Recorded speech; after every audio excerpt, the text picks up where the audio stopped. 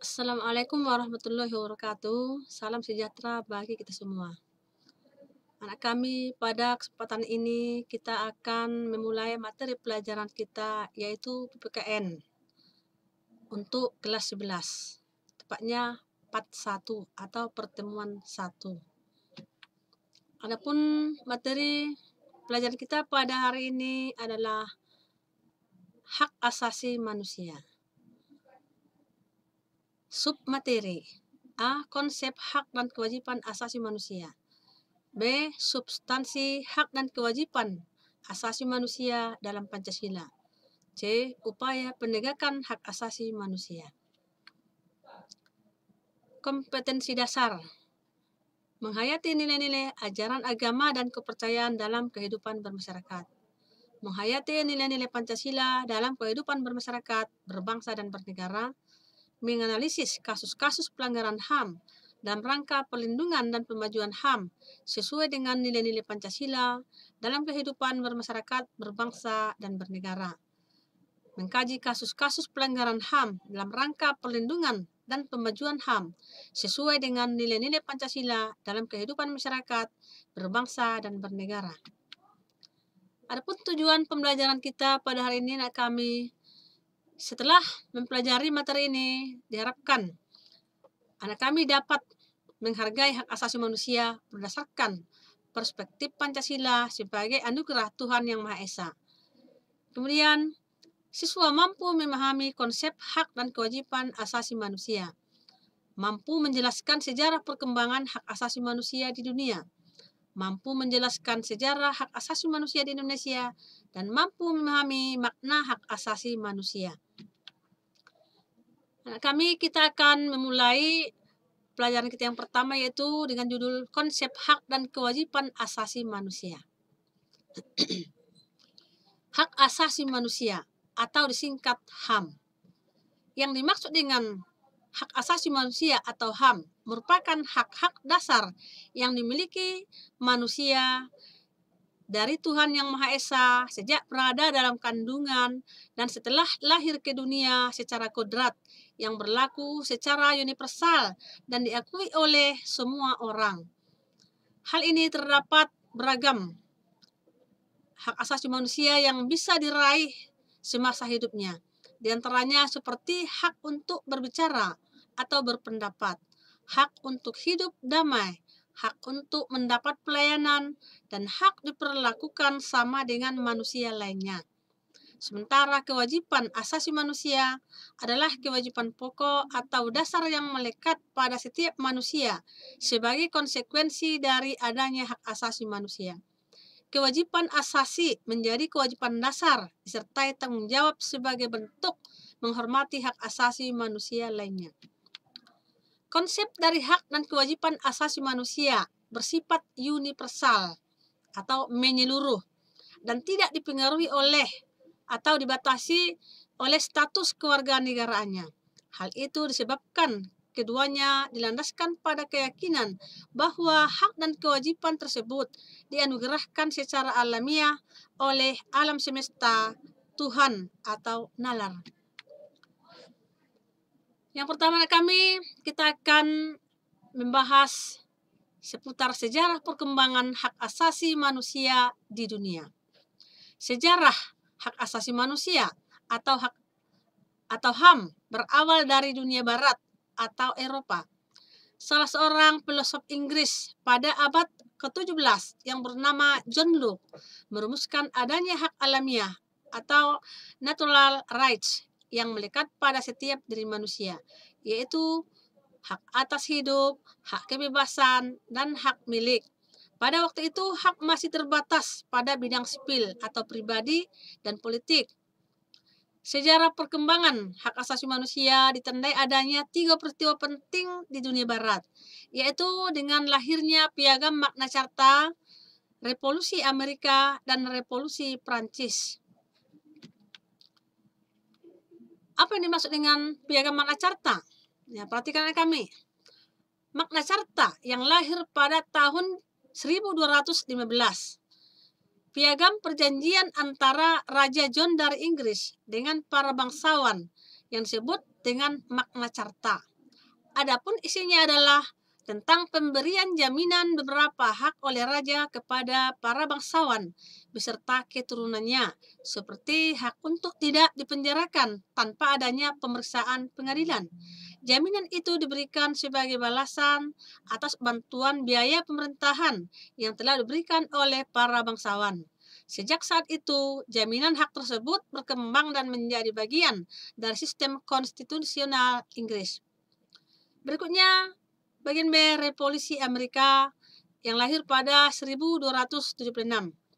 Perang kemerdekaan rakyat Amerika Serikat melawan penjajahan Inggris disebut namanya dengan Revolusi Amerika, yang berbunyi Declaration of Independence atau Deklarasi Kemerdekaan.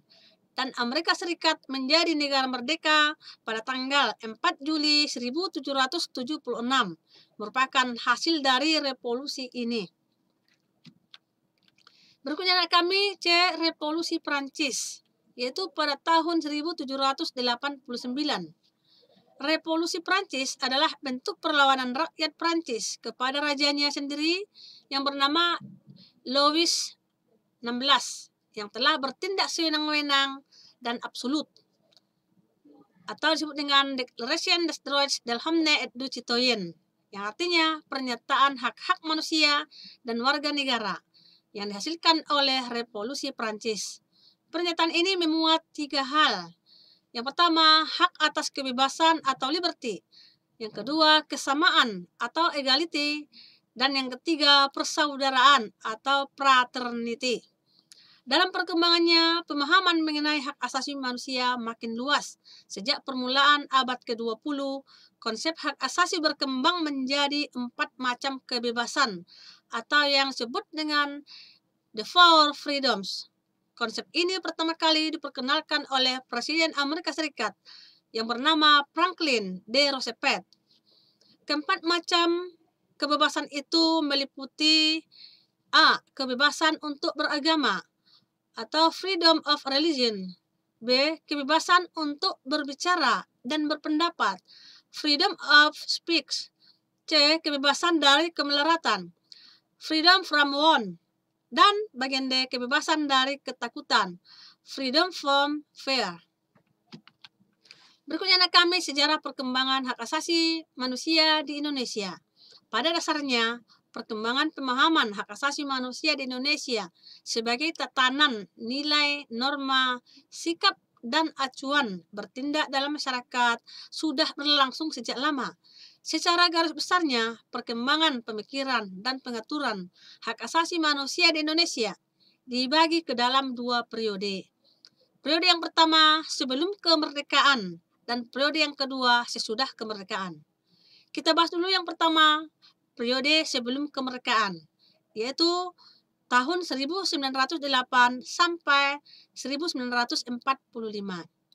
Anak kami pada periode sebelum kemerdekaan ditandai dengan kemunculan berbagai organisasi pergerakan nasional.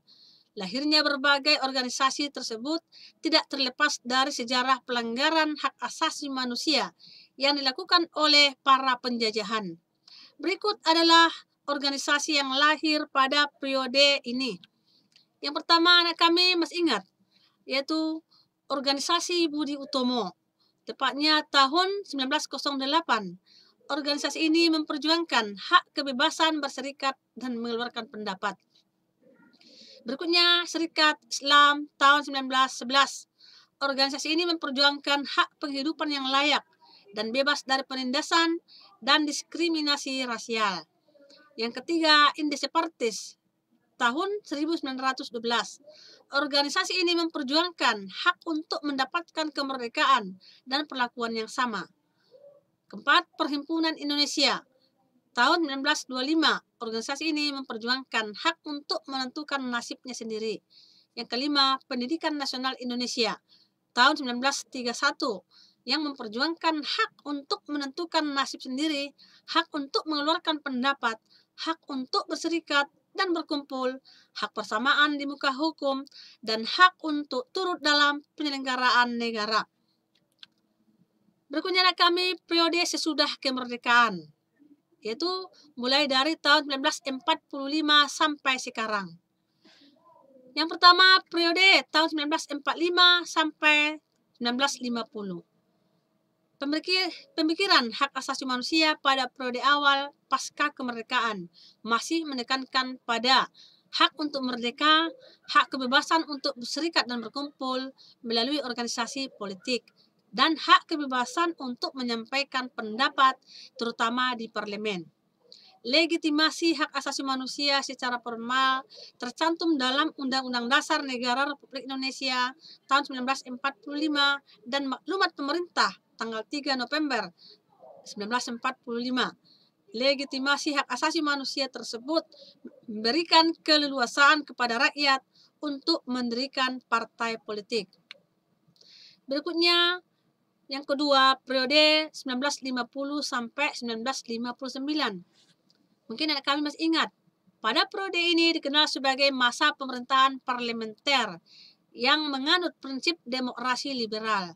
Sejalan dengan prinsip tersebut, implementasi pemikiran hak asasi manusia pada periode ini lebih memberi ruang bagi perkembangan lembaga demokrasi seperti kemunculan partai politik dengan beragam ideologi, adanya kebebasan pers, pemilu dengan sistem multipartai, kendali parlemen atas pemerintah, dan wacana pemikiran HAM yang kondusif karena pemerintah memberi kebebasan. Pada periode ini anak kami, Indonesia ikut serta menandatangani dan mengesahkan atau meratifikasi 2 konvensi hak asasi manusia internasional, diantaranya Konvensi Jenewa dan Konvensi tentang Hak Politik Perempuan. Berikutnya kami periode tahun 1959 sampai 1966.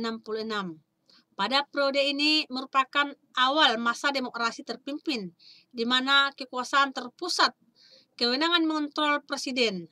Akibat dari model pemerintahan ini adalah tidak adanya pemikiran hak asasi manusia. Pemerintah membatasi hak sipil dan hak politik warga negara seperti hak untuk berserikat dan berkumpul dan mengeluarkan pikiran dengan tulisan, semuanya tidak diperbolehkan. Berikutnya, periode 1966 sampai 1998. Periode ini dikenal dengan masa pemerintahan Orde Baru. Pemikiran hak asasi manusia pada periode ini dibagi ke dalam 3 kurun waktu.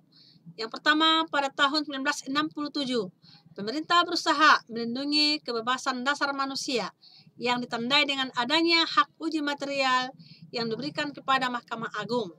Pada tahun 1970 sampai 1980, pemerintah cenderung melakukan pemasungan HAM dengan sikap defensif yang tercermin dalam produk hukum yang bersifat restriktif atau membatasi hak asasi manusia. Kebijakan pemerintah tersebut didasarkan antara lain pada alasan bahwa hak asasi manusia adalah produk pemikiran Barat dan dianggap tidak sesuai dengan nilai-nilai luhur budaya bangsa yang tercermin dalam Pancasila. Berikutnya, pada tahun 1990-an, pembentukan lembaga penegakan HAM seperti Komisi Nasional atau singkat Komnas HAM pada tahun 1993. Berikutnya kami periode 1998 sampai sekarang. Pergantian pemerintahan dari Orde Baru ke Orde Reformasi memberikan dampak yang sangat besar terhadap penegakan dan perlindungan hak asasi manusia di Indonesia. Pada periode ini, pemerintah melakukan amandemen Undang-Undang Dasar Negara Republik Indonesia tahun 1945 untuk menjamin hak asasi manusia. Pemerintah menetapkan Undang-Undang Nomor 39 tahun 1999 tentang hak asasi manusia dan Undang-Undang Nomor 26 tahun 2000 tentang peradilan hak asasi manusia. Selain itu, kami dibentuk Kantor Menteri Negara Urusan Hak Asasi Manusia yang kemudian digabung dengan Departemen Hukum dan Perundang-undangan menjadi Departemen Kehakiman dan Hak Asasi Manusia, sekarang Kementerian Hukum dan HAM. Ibu rasa sampai di sini materi pelajaran kita untuk part 1 anak kami, dan di sini Ibu sudah menyediakan beberapa soal-soal latihan. Silakan ditulis di dalam buku catatan PPKN-nya. Dan kalau ada hal-hal yang kurang jelas, silakan anak kami buat di kolom komentar. Soal yang pertama, jelaskan pengertian hak asasi manusia. Kemudian jelaskan apa yang melatar belakangi terjadinya pelanggaran HAM di dunia. Yang ketiga, bagaimana sejarah perkembangan hak asasi manusia di Indonesia. Yang keempat, jelaskan apa yang dimaksud dengan piagam Magna Carta. Yang kelima, berikan contoh tentang pelanggaran hak asasi manusia. Sampai sini tutup dengan salam. Assalamualaikum warahmatullahi wabarakatuh.